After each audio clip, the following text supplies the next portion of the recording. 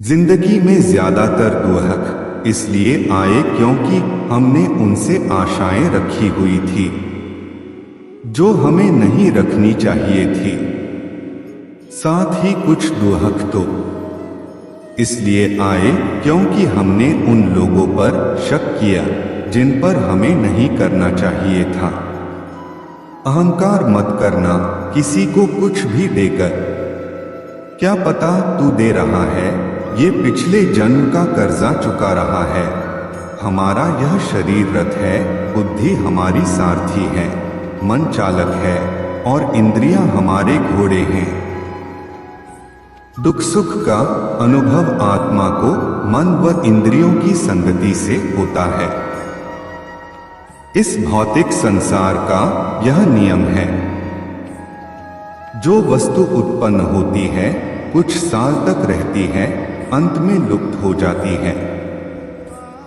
चाहे वे शरीर हो या फल हो।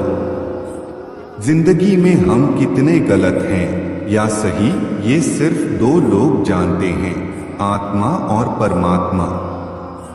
जो व्यक्ति अपने मन को काबू में नहीं रख सकता है, उनके लिए उनका मन किसी शत्रु के समान काम करता है। जैसे प्राणी अपने पुराने कपड़ों उतारकर फेंक देता है और नए को धारण करता है, उसी प्रकार यह आत्मा पुराने शरीर का त्याग करके नया शरीर प्राप्त करती है।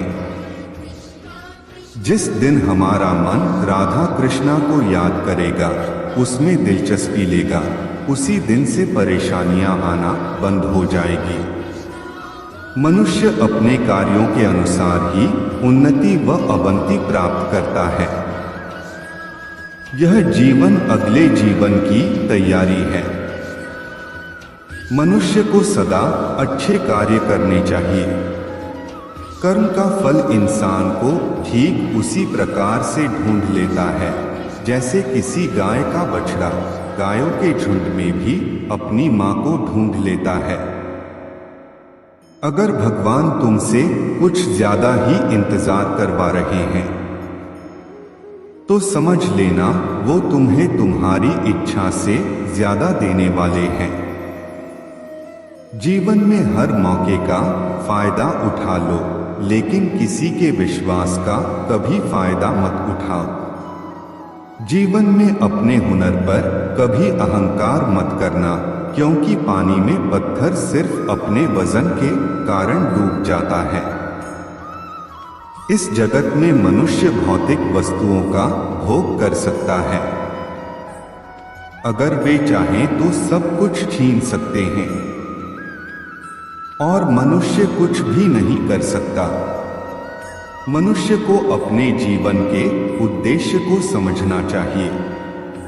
एक पशु दूसरे पशु का वध करता है तो यह पाप नहीं, लेकिन मनुष्य स्वार्थ के लिए पशु का वध करता है तो वह पाप है। तुमने यदि किसी वस्तु की इच्छा की और वह इच्छा कृष्ण के अनुकूल नहीं है, तो उस कार्य में सफलता नहीं मिलेगी। यह बात हमेशा याद रखो। कैसे भी हालात हो, किसी प्रकार का अन्याय, पाप या किसी भी गलत बात का समर्थन नहीं करोगे, चाहे वह पति या पुत्र ही क्यों ना हो। इतिहास कहता है कि कल सुख था, विज्ञान कहता है कि कल सुख होगा, लेकिन धर्म कहता है कि अगर मन अच्छा और दिल सच्चा है तो हर रोज सुख होगा। जो दोस्त शुरू से आपके साथ है, वही आपका अंत तक साथ देंगे।